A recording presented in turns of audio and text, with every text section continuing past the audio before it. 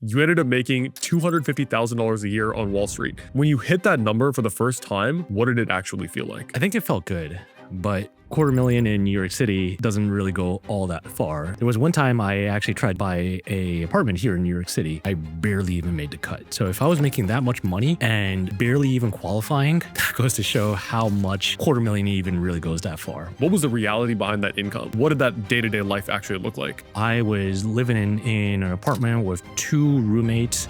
I had to flex wall. People kind of like MacGyver these apartments to add up another wall just so you could split the rent. I was living in that fake room. Every single dollar that I could do goes into my brokerage account to essentially compound that money to make it more and more. Have you always been frugal, or was this something you decided to do in your 20s? I had this mentality of everything is finite. I gotta save everything because there's only a finite amount of resources. During that period, your partner actually described you as grumpy and annoyed. I guess what kind of headspace were you in when you were working this like crazy job in finance? I was in a perpetually stressed environment, really toxic work culture. Even after working hours, like that would carry into my personal life, into my relationship, into everything else too. So I'd be like perpetually grumpy and stressed and stuff like that. And my partner saw that. She told me in retrospect that she's glad that I left the company because I was just like always like stressed, and that translated into like taking it on her and things like that as well too. So let's look at like an alternate reality where you actually stayed in finance. Did you ever consider like doing that instead of following your passion and doing content? This creator path wasn't even in the cards. That wasn't even an option for like the longest time. And then lo and behold, all the big tech companies were kind of making a reduction in headcount. I also got impacted as well too. That left a fork in the road for me. I told myself, if I didn't give this an honest effort, I'd be regretting it for the rest of my life. 3, 2, 1, liftoff.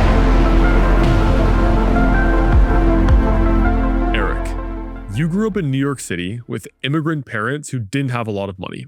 Finance was a ticket, the stable, respected path, and it worked. You ended up making $250,000 a year on Wall Street. So I want to start there. When you hit that number for the first time, what did it actually feel like? Yeah, I think it felt good, but it didn't feel like a crazy amount of number. In the grand scheme of things, $250,000 does sound a lot, right? But $250,000 in New York City doesn't really go all that far. And don't get me wrong, like I've been living frugally, way below my means, but yet that was still not enough. And the reason why I say that is just because there was one time I actually tried to buy an apartment here in New York City. And when you go through the whole process of a mortgage application and everything like that, they look at your debt to income ratio, all of that stuff too. And I barely even made the cut. So if I was making that much money and barely even qualifying, that goes to show how much $250,000 even really goes that far. But overall, it felt pretty good. I feel like a lot of people hear a salary like over $200,000, 6 figures, like great income, but don't realize that below the surface, most people making that income are in a place like New York City or SF or Chicago or like relatively high cost of living and itself. So I guess my question here is, what was the reality behind that income? Was it like so much were you able to like save a ton? Did you have to be super frugal? Like what did that day-to-day life actually look like? Oh yeah, I was living way below my means, like extremely frugally. I was living in an apartment with 2 roommates. I had to flex wall, as you know, in New York City, where you have multiple rooms, and then people kind of like MacGyver these apartments to add up another wall just so you could split the rent. I was living in that fake room, so that kind of goes to show of my lifestyle. So meal prepping all the time, frugally spending, all that stuff too. So I was no way meaning spending beyond my means. So it went pretty far. So I was investing excessively. Every single dollar that I could do goes into my brokerage account, retirement accounts, brokerage accounts, to essentially compound that money to make it more and more and stuff like that. Have you always been frugal, or was this something you decided to do in your 20s? I've always been frugal. And I think what stemmed that frugality was because even at a young age, I had this weird realization of what was going on. I think I tagged along with my parents to go to work oftentimes, and I'd be like this infant, right? This toddler. And I was like sitting at restaurants and the back of a car and all this type of stuff. So I weirdly knew that they were always working perpetually. And I saw that hard work. And I also remember seeing them argue about money all the time too. So I think that really ingrained into me of just what money really meant. So I guess I just saw that in action, and I'm like, from a young age, I gotta save and make as much money as I can growing up so I could avoid all of this. What were some other money lessons you learned from your parents growing up? It's a hard one because I don't think they really taught me about money. It's just seeing them fight about money all the time. They knew nothing about money or investing or anything like that. All they knew was save, save, save. They barely even had a bank account. I kid you not. They were the quintessential people who stuffed money underneath a mattress. So I don't think I took many learning money lessons away from them until probably I went to college, and that's where I kind of like learned on my own. Oftentimes, people feel like, oh, my parents taught me something verbally, but really like the lessons are just from watching them, right? Like you said, you watch them fight about money, you watch them stuff money in a mattress. Like, I guess by watching that, how did that influence your like beliefs and values about money going forward? Seeing the way that they operate really made me so frugal. And I guess it was good at the very beginning, but also kind of bad at the end, because I had this mentality of everything is finite, this limited belief type of thing. Like, I got to save everything because there's only a finite amount of resources. Later in my career, I needed to get it out of that. And I'm actually still battling that today, where I'm like, I need to save everything. And then another part of me is like, no, I need to spend in order to grow type of thing too. So I think when you don't have much, that is amazing. But when you're actually in this pivotal point in your career where you're expanding and rapidly growing, like, I need to get out of that. And that's what I'm actually still struggling right now. Yeah, we'll talk about the scarcity mindset later on when we talk about content or running a business. But when your parents found out that you were making $250,000 a year, how did they react? They felt good. Especially for their only son that went to college, who's gotten a professional job. I was the first one in the family who has ever gotten like a education, things like that. So in a sense, it's like their son finally reached the American dream. But I think that American dream, that goalpost is always moving, at least for me and for many ambitious people out there. Like, nothing is ever really enough. But I guess like in their eyes, who's never had more than a $40,000 salary job, to me, to them, $250,000 is a lot more than that. So in their eyes, they were pretty proud. You mentioned how you feel like the goalpost always shifts. Was there ever a moment where you were just very satisfied with your income, or have you always been like, no, like on to the next thing, on to the next thing, on to the next thing? I think I've always been pretty ambitious with my career, at least, and kind of always chasing that next level. Don't get me wrong, there's been many years where like I've been stagnant and stayed at a company hoping that I would get that bump or that promotion or being rewarded for the hard work that I did. And lo and behold, it never really came true. And most of my jumps in my salary came from jumping ship. So earlier in my career, I've actually been staying at companies much longer. First company was at 1 year, but then after that was a 3-year stint, and then another 3-year stint, and then after that it was a 1 years subsequently after that too. And those are the times where I saw the biggest shifts. So after that, I was like, all right, maybe I should be jumping ship a little bit more often. So you spent a decade in finance, companies like State Street, hedge funds, Betterment, etc. So what did your day-to-day life actually look like in finance? Yeah, well, it's very broad. I mean, every role had different responsibilities and everything like that too. How far do you want me to go back? Yeah, I guess kind of going back to, I mean, you spend the majority of your 20s in finance, right? Like, you know, what was your lifestyle like? Did you party with like all the other finance people? Like what was it like basically? Okay, Essentially. Not gonna lie, like earlier in my career, it was pretty miserable.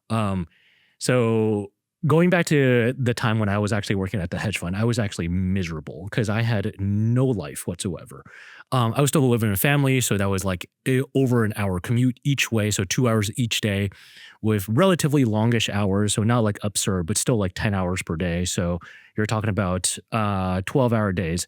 And then on top of that, I don't know, I was kind of psychotic where like I would gym before work and then also gym after work too. And that was the period when I was like the most fucking shredded of my life too. So I'd be waking up at the butt crack of dawn to hit the gym. And then after like a 10-hour shift at work, I'd hit the gym again too. And then by the time I get home, I eat, go to bed, and do this all again 5 days a week as well too. So it was pretty miserable, not gonna lie, on top of a high stress working environment. So I don't know why I decided to do that. All of that was really a blur. After when I pivoted more into like the tech side, that's when I had a life, normal-ish working hours, had a life, had a little bit more disposable money, had a little bit of a social life, things like that as well too. But I've never really been that person to really party. My bedtime's like at 10 or 11 o'clock or something like that. So I never really enjoyed that. But for the most part, relatively tame. We spoke earlier and you mentioned that during that period, your partner actually described you as grumpy and annoyed. So I guess what kind of headspace were you in when you were working this like crazy job in finance? Yeah. Oh boy. So just for context, one of my previous jobs, I was in a perpetually stressed environment because things were breaking all the time and the really toxic work culture. And even after working hours, like that would carry into my personal life, into my relationship, into everything else too. So I'd be like perpetually grumpy and stressed and stuff like that. And my partner saw that. And funny enough, like after I left the company, she told me in retrospect that she's glad that I left the company because I was just like always like stressed, and that translated into like taking it on her and things like that as well too. So this was just not a fun time. The work environment itself, especially the people that you work with, really makes or break things because I've been thrown under the bus several times, actually, not even just once, at that same company. So yeah, work culture is definitely a huge, huge thing. So let's look at like an alternate reality where you actually stayed in finance. You exited your last company, you found a new job. What would that alternate path have looked like compared to what you're doing now? And did you ever consider like doing that instead of following your passion and doing content? Oh yeah, 100%. That was actually the original plan. This creator path wasn't even in the cards. That wasn't even an option for like the longest time. My whole original goal, or at least a plan, was to climb the corporate ladder, live the American dream, just continuously get a promotion, hop around, make good money, and then just live off of that. And I was perfectly happy with that too. And, I was building wealth. I was investing a lot. So I was like relatively happy with like where I was at, things like that too. And then lo and behold, where all the big tech companies were kind of making a reduction in headcount, and I also got impacted as well too. But also backtracking, simultaneously on the side, I was creating content, personal finance content, just because I loved talking about money and finance and everything like that. So that was purely as a passion project. And then stuck that over the course of a couple of years and started slowly gaining a little bit of attraction and audience. So fast forward, when I got hit with the reduction in headcount, that left a fork in the road for me, whether to go and find another job, or I could take this content, run with it, see where it goes, and don't have a regret. Because I told myself, if I didn't give this an honest effort, I'd be regretting it for the rest of my life. It seemed pretty obvious to me. Worst case scenario, I go back to finding another job, which doesn't seem all that bad. And knowing that, my background and experience, it wouldn't have been all that hard. So I was like, all right, I'm going to go down this path, give it 6 honest months of effort, see where it goes, and if not, go back to finding another job. So months 1 through 4 wasn't really making any money. I was purely focused on putting out high quality educational content. And then my mentality was that everything else will come. So months 1 through 4 didn't really make any money. Month 5 came around and finally started making a little bit more. And then month 6 came around and started making a little bit more too. So I was like, At that 6-month mark, I had to tell myself whether or not to continue with this or go back to finding another job. So in my mentality, I was like, all right, if I annualize month 5 and 6, it could be a survivable wage. So I was like, all right, I've done that for essentially my whole life. Might as well just do it again too. And luckily, I stuck with it because month 7, 8, 9, and subsequently after that too, it was more of like a hockey stick trajectory. So yeah, I wouldn't have been here if I just didn't have the persistence and tenacity to stick it through. Yeah, let's even go back before we talk about, I guess, the reality of being a creator in this day and age. You mentioned that you started content before you were laid off in your final job. So when did you actually start content and why? Yeah, I think I started content maybe around 2022. I was a little bit late to the game, so not during like the peak of COVID when everyone who started content had like massive amounts of followers. I was kind of wearing this like badge of honor of like TikTok was popping off. I was like, all right, I'm not going to get sucked into this TikTok thing because it's just like brain rot. People just dancing and drinking matcha lattes online and stuff like that. So I held out for like the longest time.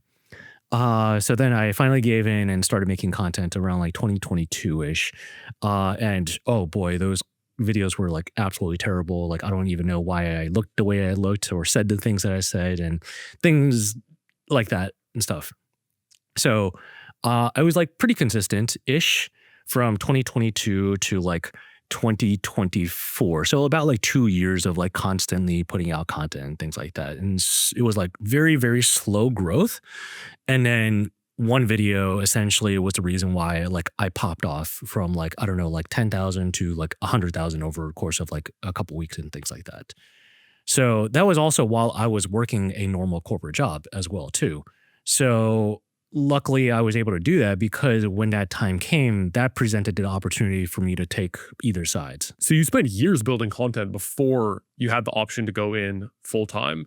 Did you blow up before you quit your job or before you left your job? I started gaining a little bit of an audience. So I had about 100,000 followers right when I was presented that fork in the road opportunity. So small-ish, but still enough for me to question whether or not I should take it and run with it. Well, 100,000 followers is definitely not small. That's a massive platform. So let's consider an alternate reality where you only had 2,000 followers. Do you think you would have made a different decision? Oh, 100%. Yeah. For like anyone out there who has been presented that decision of like, hey, you have 2,000 followers and you recently just got laid off and deciding whether or not you want to take it and run with it, I don't know. Like you have to kind of see your like potential.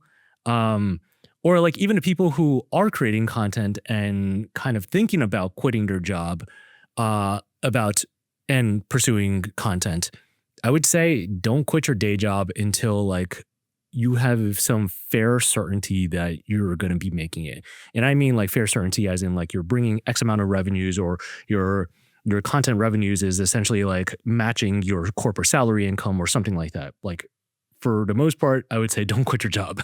Let's dive into this in more detail. So you just mentioned how you feel like it's better to wait to quit your job until the moment where you're making very serious income from content or even matching your salary. So do you feel like that's kind of like a strong universal rule? Because I guess on the flip side, when I quit my job, I had a little bit of income. So like I had maybe 30,000 subscribers on YouTube. So I had like maybe 20 or 25, 30K. So like a decent small audience.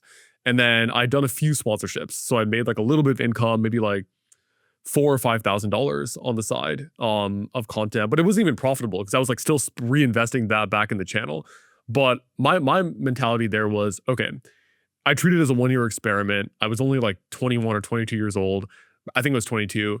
I was like, okay, worst case, I just move back home with my parents. I sleep on the couch, and I treat this as like my real world MBA. Like I grinded for a year. Everybody's like blowing up 50K on their masters anyway. And worst case, it doesn't work out. I go back. So I guess I made the decision to leave before I made a real income. So I guess what's your thoughts on like the two options? You leave, see what happens without a real income from your content, or you wait and slowly grow on the side before deciding to quit? Yeah, I think it's not like a hard and fast rule by any means. But I would say if you had the option, probably don't quit your day job until you're kind of making some sort of income. But unless like you have super high conviction and high belief that you're going to be absolutely fucking crushing it and making it out there, and that the only reason that's stopping you from reaching that goal is your day job, from like, you know, spending the 8 hours at your day job, then I would say go for it. But I think for most people, at least, they should probably keep their day job until then. Interesting. So I feel like we should discuss this point, because from my perspective, it's like I would usually say you want proof of concept. Like if you have proof of concept, like you've made something, like you've made a few $1,000s doing this on the evenings and weekends, then it's an exponential growth. It's not even like linear in the way that if I can make like, you know, $2,000 a month or $1,000 a month working on content like 5 hours a week, then if I spent 60 hours a week on content, I could probably reinvest so much time and effort to like grow it to that point. So what are your thoughts on that, I guess, equation? Yeah, 100%. So I think like if you're absolutely committed to actually like grinding them out from that time that you would have been using at your job to like making content, then 100% that makes sense. But the reality is most people probably won't do that. They say they will, but when you look at the end result, they're like, oh, I'm pushing out content maybe like once a week or something like that. I'm like, what the fuck are you doing with the rest of your time then, right? They're kind of treating it as like a vacation or fun employment type of thing. Now, if you're 100% going to be committed and you know for a fact that the only thing stopping you from reaching that goal and reaching that output is simply the finite amount of time that you would have been allocated from your day job, then 100%. So proof of concept has to be there, and the commitment and the tenacity has to be there. For sure. Yeah, I'm on the same page as you. I think if you're someone who's quitting with like no plan to fully lock in, then that's kind of ridiculous and you definitely shouldn't do it. Do you feel like most people you know who decided to quit their job or considering it are kind of like wishy-washy, or do you feel like most of the people are like ready to like just pretty much lock in? I think a lot of people are wishy-washy. Interesting. Yeah. I would say most people are wishy-washy, just because they don't really see exactly what's going on in the back end. They think it's fairly easy, and it's just like, you know, you pop on, you record a couple of videos and stuff like that too. But doing content is essentially a business. They don't see all the other stuff that goes behind the scenes, all the other hats that you have to wear, the accounting, the bookkeeping, the legal, all that other stuff that comes with running the business, not just creating the content itself too. What viewers see is exactly what you want them to see, but they don't know what's going on behind the scenes too. So it's not as easy as it looks. For sure. Yeah, I'm on the same page as you in the way that I think the audience literally has no idea what goes on behind the scenes. But I guess to push back a bit, I feel like our friends, because we're in the same friend group, right? Yeah.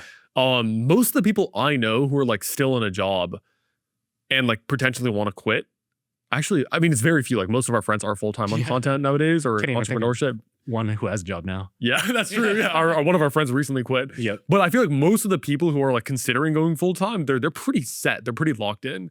Obviously, random audience members aside, I feel like most of the people I know who are just on that edge, right? They made a little bit from content, not enough.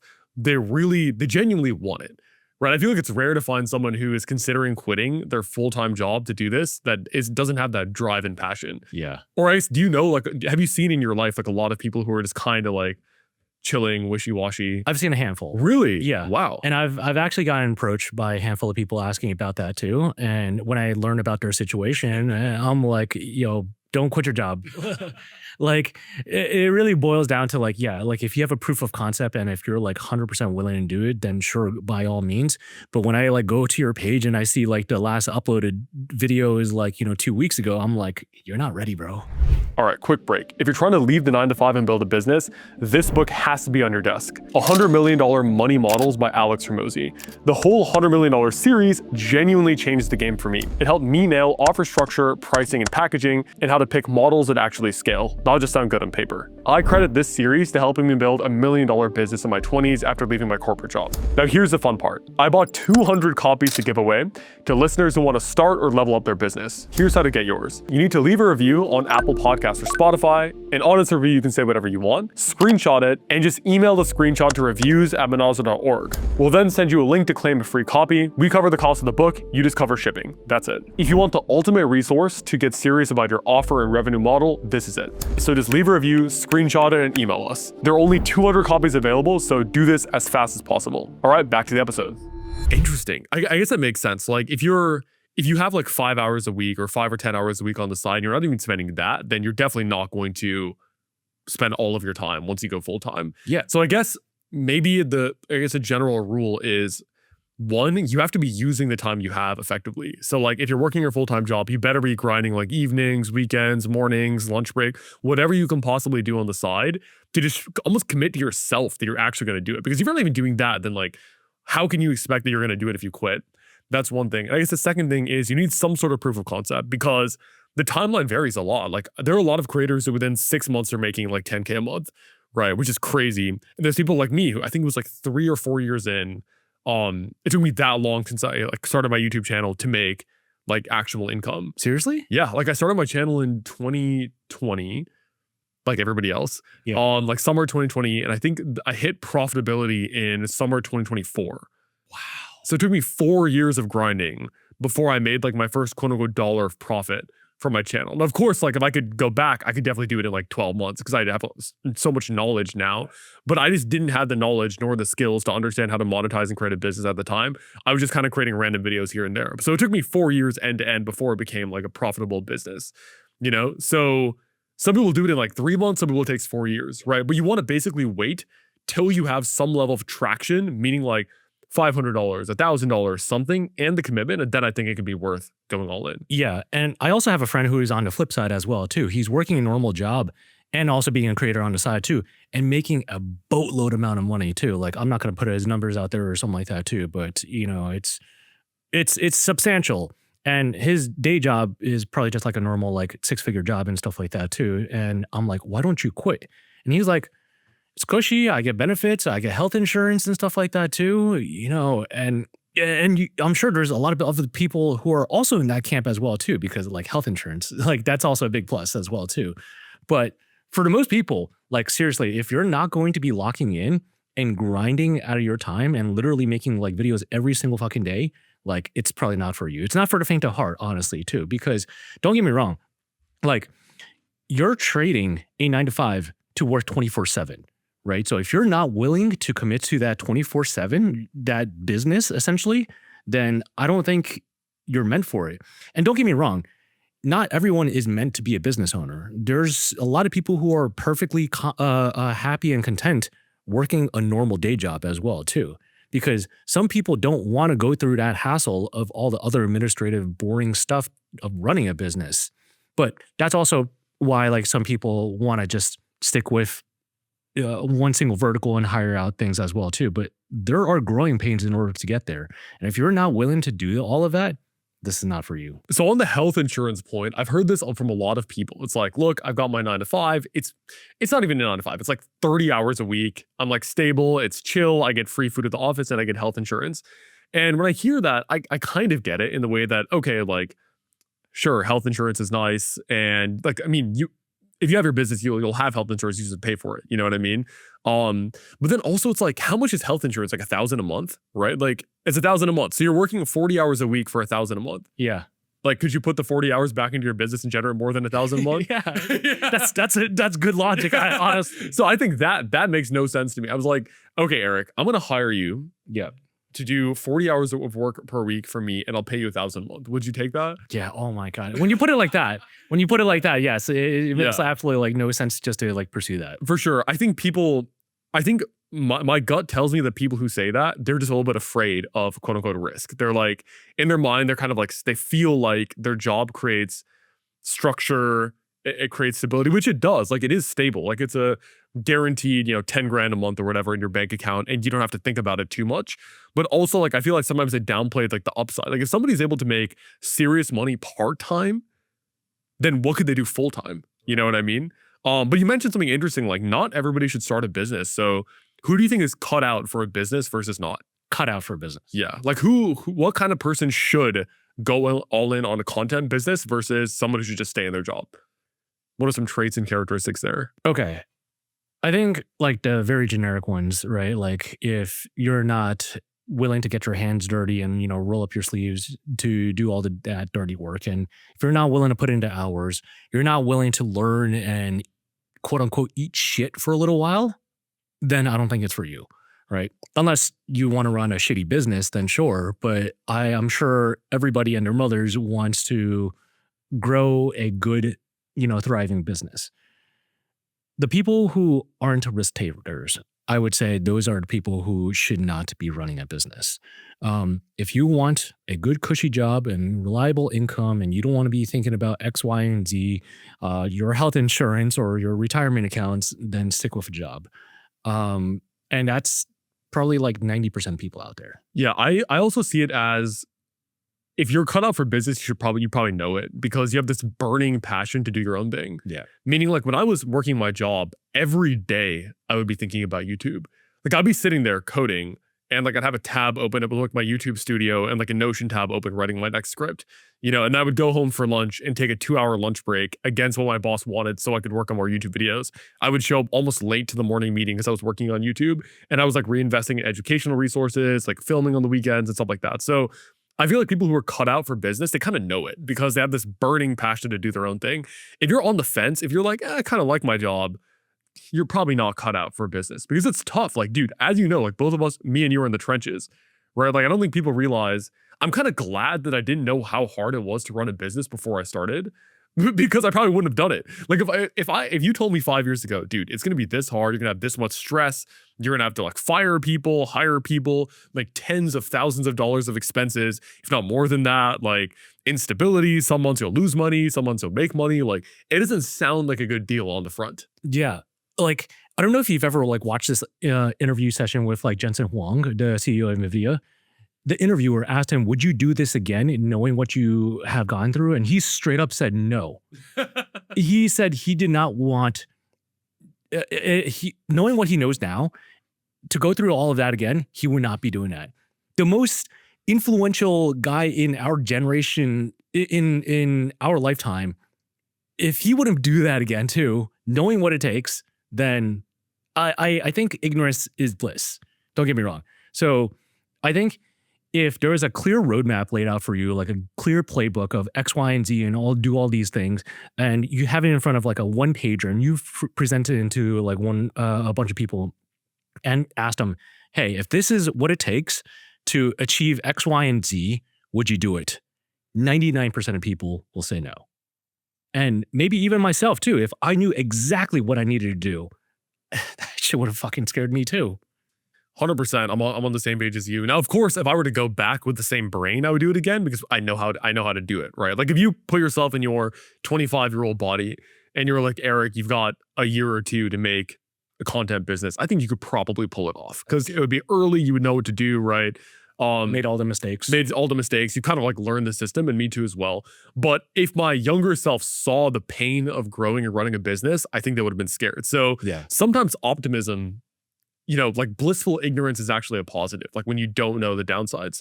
But speaking about your content business, I want to actually hear about monetization. So you have over 300,000 followers on Instagram, but I want to go back to the beginning. So what did the first 90 days after you quit your job look like actually income-wise? And where did that income come from? Yeah.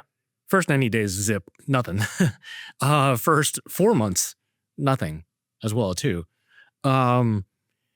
I mean, I probably made a couple dollars here and there and stuff like that, like really immaterial stuff. Like I'm talking about like $100, $200 type of thing. So I'll call that zero. But then afterwards, it's what that kind of looked like was more so like affiliate marketing, meaning I didn't necessarily have to have a sizable audience, but you had to have a engaged audience, even if it's super small. So affiliate marketing, for those that don't know, is, hey, you talk about a product, and if someone signs up for that product or buys that product through your specific link, you get a small commission. And that's what it first started off as, a couple bucks, then a couple $100, and then a couple $1,000 and things like that as well too. That's at the super early stages. And then eventually when the business matured a little bit more, I say mature like as in like I've been around forever, but as I started to grow, the income looked a little bit more leaning towards the other side. And the other side looks like more on the sponsorship side. Right now, the business is probably doing around 60 to 70% on the sponsorship side. So that's talking about a specific product or a company and then endorsing it with your name behind it. So you mentioned how for the first 4 months was a big fat zero, essentially. Yeah. But you had over 100,000 followers on Instagram. So tell me, what changed between month 4 and 5 that really changed everything there? There was more sponsorships that finally started to come through. For some weird reason, it was like a slow time. Like my inbox was like relatively slow. And then also just getting a sponsorship in flight to go live also takes a lot of time as well too, like the planning, the scripting, the approvals, things like that as well too. So those actually take quite a bit of time. Affiliate marketing is just like you sign a legal contract and you could start, marketing things ASAP. And quite frankly, I just probably didn't know too many good affiliate products out there too. So once I started to get a handful of good partners out there, then that's when things changed. So talking actual dollars here, like in the first 4 months, how much did you make in total in that time? Was it actually zero? Or was it like 200, 300? No, it was What probably about like a couple $100. couple $100 over 4 months. Yeah, exactly. So like that's why I say it's like wow, fairly immaterial and like just call it like zero essentially. Yeah. And then what about like month 5 and month 6? Like what were the actual numbers there? I don't recall exactly off the top of my head, but I would imagine it's probably like a couple thousand, like maybe 1,000 or 2,000 or something like that. And then month 6 was like maybe a couple more thousand on top of that as well too. Because when you're talking about it, one single brand deal for like a smaller size could be a couple $1,000s. So you're talking about one brand deal versus 0 brand deal. So that's what it looks like. I want to talk more about brand deals because I feel like you seem to crack the code on that to get like good brand deals, especially for short form. I wouldn't say I cracked code, but okay. Do you think affiliate's the best place to start? Like, let's say you're a small creator, you haven't had the sponsorship flywheel going. Like, do you think it's worth starting with affiliate just to get something going? I think so, because the barrier to entry for affiliate is essentially 0. Anybody and their mothers could sign up for affiliate and get their link in and start promoting as soon as possible. You'd be surprised because smaller creators also oftentimes have a very loyal fan base as well too. So when you get those highly engaged, highly loyal people to essentially convert through those affiliate marketings, you could start generating revenue from day one. What's the best way to go about affiliate? Like, what are the best affiliate brands to work with? How do people find them? And what's the best way to actually turn that affiliate deal into revenue? Yeah, there's a lot of platforms and marketplaces where there's like lists of companies that essentially do affiliate marketing. So it's like kind of like a repository or a directory of companies A, B, C, D, E, F, G, and their commission rates. So you could essentially literally like do a one-click sign up and then get your link immediately from there too. So there's a lot of sites that do that. So some of the ones that come to mind are like impact.com and others out there. So you recommend literally going to some of these sites and just signing up today and looking, maybe you would recommend people look for brands that are kind of aligned with their audience. Like, for example, you're making finance content. Like there's like a budgeting app or something that you could recommend. Or I guess what are some other examples? Maybe like, I don't know, Coinbase or something. Like what are some other examples that you would recommend for someone like you? Yeah. So I recommend that everyone starts off by marketing the products that they genuinely use and are a big fan of, right? I use some brokerage apps like public.com or Robinhood. So when you send out either your personal referrals or their own affiliate links, you get a couple bucks every time someone signs up. Coinbase, for example, also too, when someone signs up with that, I'm also a big Coinbase user as well too. So if someone signs up with my Coinbase account, I get a couple of bucks on the kickback as well too. So start with the things that you genuinely, and I mean genuinely, love to use yourself, because you have absolutely no problem talking about the products that you also use yourself too. Now, I don't endorse anyone promoting products that don't align with their own values or things that they probably wouldn't use themselves. So start with the things that you use. Back in the days when I was doing sponsorships, like I just needed the money. So I would do brand deals with brands. I'd literally never use their product. Now, I wasn't against their product, but it was just like some random productivity app I'd never used before, right? But it is kind of a nightmare because you're like clicking through this weird ass app. You have no idea how it works. You're trying to work on some way to pitch it or something. You feel weird about it. The brand doesn't like the way you said it. But on the flip side, products that I already use and love. I'm just selling those to my friends right now, like with no kickback, right? Like I don't know, an app like Notion, like they didn't sponsor anything for me, but I would still make videos because I loved it so much about it. So that's a great point. You want to start with the products that you actually like, and do those affiliate deals.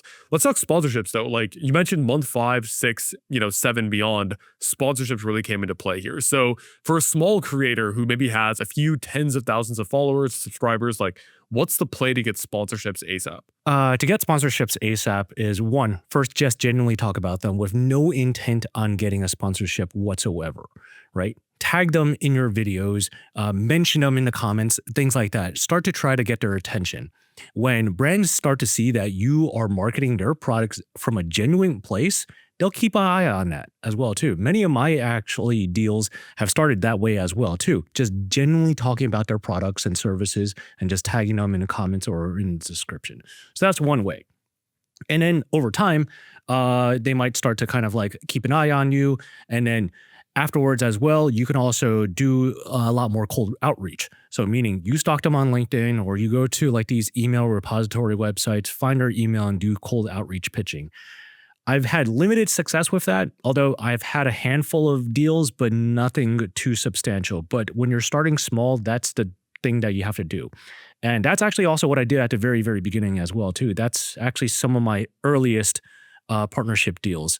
I remembered, so I'll probably just throw it out there. Like one of my earliest deals that I had made was with Masterworks, and that was also through with cold outreach.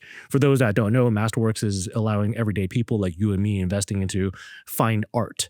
So essentially cold outreached them, pitched them, and then we landed a deal essentially. Let's talk about some of the crazy brand experiences you've had. So you had a Coinbase ad that showed up on an interesting app. So tell me what app it showed up on and the story behind that. I'll first provide the context.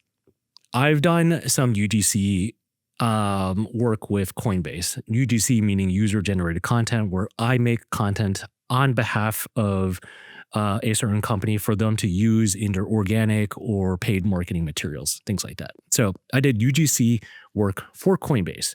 And part of the deal is that they get the ownership right to essentially put it on their socials. And in my mind, I was like, okay, it's going to show up on Coinbase's Instagram, Coinbase's TikTok, things like that. So had no issues whatsoever.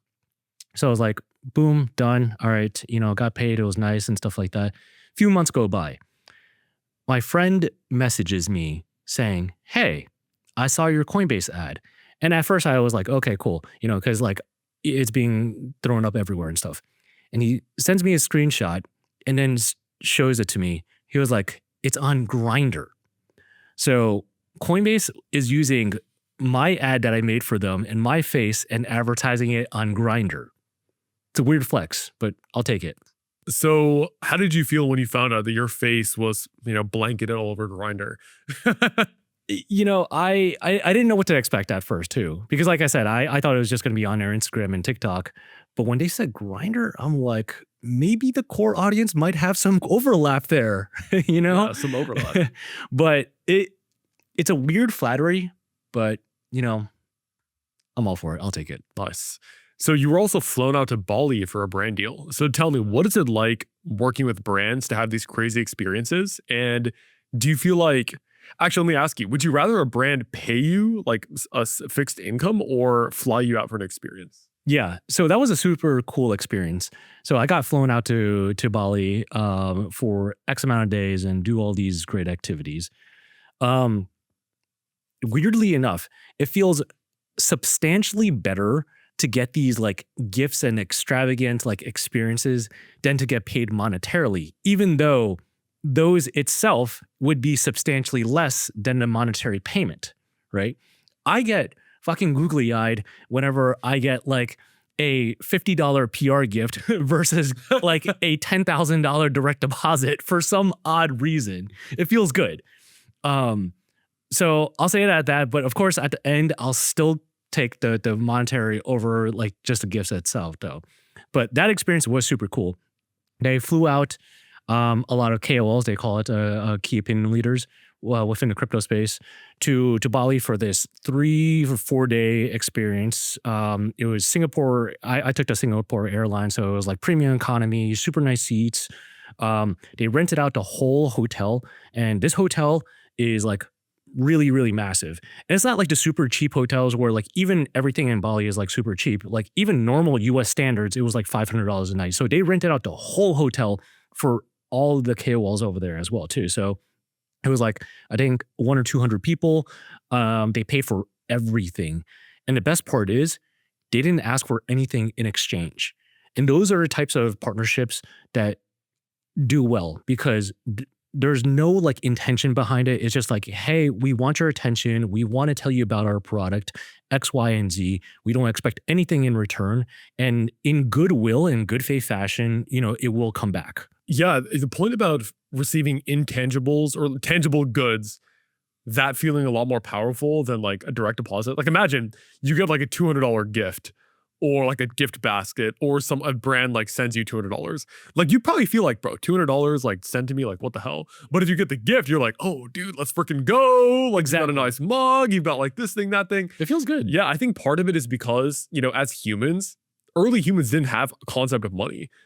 Right? Like you can't really understand like $200 versus 1,000 versus 20,000 versus 10,000, but like everybody can understand the physical things that you can see and actual experiences. So I low-key think like brands should just do more of that because you can get creators to like show up to things. Like for example, if I was like, hey, I'm a brand, like we have like a private dinner experience, like come and just show up. Or, hey Eric, can I pay you $200 for 3 hours of your time? There's no way in hell that I'm actually taking that. So yeah, the dinner feels so much more. The dinner, you'd be like, yo, like nice dinner, private. Okay, I'll go. I'll show. Like I'll pull up. Good sushi or steak dinner and stuff like that. You got my attention. Yeah. Whereas if I'm like, I'll send you $200 for 3 hours of consulting, I say fuck no, fuck no. You'd be like, fuck off, dude. Like, yeah, exactly. Exactly. It's weird. We're going back to this like bartering system, right? I think that's probably why they do that. But so tell me about like your income breakdown right now. So like, what does the income look like? Just top level, high level, roughly. And then how does it break down between like brand deals, coaching, affiliate, and various things like that? Yeah. I think the breakdown right now is about 60 to 70% is sponsorship. So that still has the lion's share. And it's good and bad just because all creators know that sponsorships, we're at the whims of essentially the market. So it's very, very cyclical. So there are some months where you make essentially nothing and some have like an all-time month type of thing. Also happened to me somewhat recently as well too, where like winter months may be a little bit slow and then like things are starting to kind of pick up as well too. So 60, 70% is kind of like a sponsorship breakdown. The 10% would probably be affiliate marketing, which is what we talked about before too, where you stand behind a product, you market it, and then you get a tiny kickback whenever someone signs up. Another 10% would probably be UGC work. So meaning I create the content and then for them to essentially post it on their socials. So I do this for like Coinbase and a lot of other brands out there as well too. And then another 10% is probably like coaching, membership, courses, things like that as well too. So still substantially on the sponsorship side. But however, I do want to grow the other sides because those are the things that I have direct influence and control. It's like if I put in XYZ, I get the direct outcome of ABC type of thing, rather than kind of just like waiting on the sidelines for those things to kind of come in. So those other verticals are where I'm kind of putting a little bit more effort in. For sure. Yeah. Look, back when I did sponsorships in the past couple of years, it was a little bit stressful because first of all, if your views go down, then the brands will start paying you less and less and less, right? So it's kind of out of your control. And then also they pay you like net 30 for some reason too. So like they'll post your content and then it can be over a month until you actually get paid, which kind of makes no sense. Like, I don't know, do brands kind of do that to you a lot these days? Yeah, that's normal. Exactly. I've even had one brand who pay me 6 months after as well too. Which is crazy, right? Like you sell your own product, you get paid first. Immediately, before you deliver any services. Yeah. So it's like, how can brands just get away with doing this net 30 BS, net 60, net 90 bullshit? It should be charging interest. Yeah, exactly. Yeah. Right? It's like holding my like $5,000 for like 30 days. It's like, hostage, what? Yeah. Exactly. After the content has come out too. So I think that's ridiculous. So yeah. I'm definitely on the same page as you. I think if you're a small creator, you definitely want to do sponsorships, but the faster you can get to kind of owning some of your own products or services, that can also help like diversify some things. But I guess one question is, are you open about like the rough top line that you're doing per month now, like a couple of years later? Every month is still very, very cyclical, but I'll just say that this year I am aiming for $500,000. Let's go. So you're in that like, I guess, 50K per month top line. Yep, exactly. Currently. Cool. How does it feel to be making like basically double your corporate income? It feels great. Not gonna lie. Cause it's like, it's kind of like finally making it in a weird sense. Of course, like making it is never like really a thing as the goalpost continuously moves, but it's just like I'm feeling a lot more fulfilled rather than making somebody else's dream come true. Instead, I am making my dream come true. And the thing is, the ceiling is a direct input to your output, right?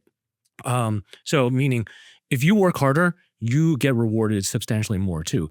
And year over year, it'll continue increasing from here too. 100%. I think like if even like, let me ask you a question. Like how many years would have taken you in finance to get that income? Like you are like, 250K after, 5-10 years. Like if you continue climbing that path, like how quickly would you have grown to where you're making from content? Probably a really, really long time, or maybe even never. Yeah. Because like if you're talking about like $500,000, you're talking about like C-suites type of thing for like startups, or like software engineers, like a really senior software engineer at Fangs and stuff like that too. So for someone like me, non-technical roles, like it might be relatively impossible for me to reach there. Yeah, I'm totally on the same page. Like if I was trying to make the income I make now, just like sitting in a job, like it would take at least a decade, if not more. And the fact that, people like us are able to do it through like business is totally underrated, I think. But obviously there's like a lot of negatives. It's way harder, I would say. But if you're someone who wants to risk and go for the reward, I would say go for it. 100%. And there's still nothing wrong with like working a job. Like I was also perfectly content for the most part as well too. I was building wealth. I was investing substantially. I had a good net worth. Like I was super responsible. But this like is so much more rewarding in the end, and I wouldn't trade it. Like if I was presented an offer to go back into corporate of I don't even know, like let's just say $500,000 like base salary, I'd still say no. Interesting. So let me actually pose you a question here. Let's say you were making 100K a year off of content and you got a corporate offer for like 300K. Would you take it, turn it down, or stay with the 100? Like what would you do there? I would still turn it down because really? knowing Okay. that the fact that like I am in it for the long haul and I'm going to be locking in, I'm going to be grinding my ass off. That 300K, I can easily hit that within the very next year. And then probably another 50% after that as well too. Nice. So I would still turn that down. Yeah. What about, let's say you got offered like $1 million a year for like a job. Would you take that? That's a little bit tough. Because there's a price for everything, right? Yeah. Right now, I think, is it just like 1 million just like stays flat, doesn't grow? It's 1 million, but then it'll grow like standard jobs grow like 5-10% year after year. I see. Because I feel like realistically, I could probably reach 1 million in maybe like say 2-3 years type of thing too. And then after that is all upside. It keeps going, right? So, me being the investor at heart and the risk taker I am, I'm going to still turn it down. Let's freaking go. Yeah. Yeah. I mean, you're the kind of person to like bet on call sheet, right? So, yeah. Poly market quite a bit too. Yeah. You're be betting on yourself too. Yeah, exactly. Don't get me wrong. I'm a huge risk taker. Like I'm always doing that type of shit. Let's go. So talk to me about the finance space on YouTube and Instagram. Like, do you feel like the niche is saturated? So if somebody wants to do what you do, is the door still open or did they miss it? The door is always open. You have to understand the total addressable market is growing. It's so substantially, right? It's not like a winner take all, like finite type of resources. Sure, like it's too, like I'm just throwing out an arbitrary number, like a $20 billion industry, and sure, like that's the total addressable market. But you have to understand, every year that total addressable market grows and grows and grows and more. So if a new incumbent wants to come in and say, hey, I want to start making finance content, hell yeah, there's still a lot of space. It's not a winners take all type of thing. So anyone who's going into the space, I always encourage them just to start, but don't quit your day job until there's that proof of concept. So what are the CPMs like in finance? I feel like everybody and their mother has heard that finance is the most profitable niche of YouTube and Instagram and TikTok. Like you better be making, if you want to make money through like brand deals and AdSense, you want to go with finance. So is that real or is that kind of like overstated? Yeah, it's relatively true. Just because finance can really command a higher CPM amongst like most other industries, purely the nature of the products that are being sold for ads and just high intent customers like that. Now CPM standards on YouTube, like I don't even know, just because sure I'm monetized, but I make a couple $100 and stuff like that. That's a super small audience. But in terms of like the short form side, 100%, yeah. When you compare it side by side to finance versus like comedy or lifestyle or travel or something like that, it blows it out of the water by like, I don't know, a factor of 2 or something like that. So how do you approach investing these days? Where do you put your money? Do you put it back in the business? Do you invest in your lifestyle? Do you put, I guess not invest in your lifestyle, do you spend in your lifestyle, or do you put it in the market? How do you think about investing these days? Yeah. So I only recently started kind of taking a paycheck. Meaning I converted my LLC to an S corp and finally taking a paycheck. Lo and behold, it's a super low paycheck. Don't get me wrong. It's only enough for me to like survive. Everything else still stays within a business and gets reinvested.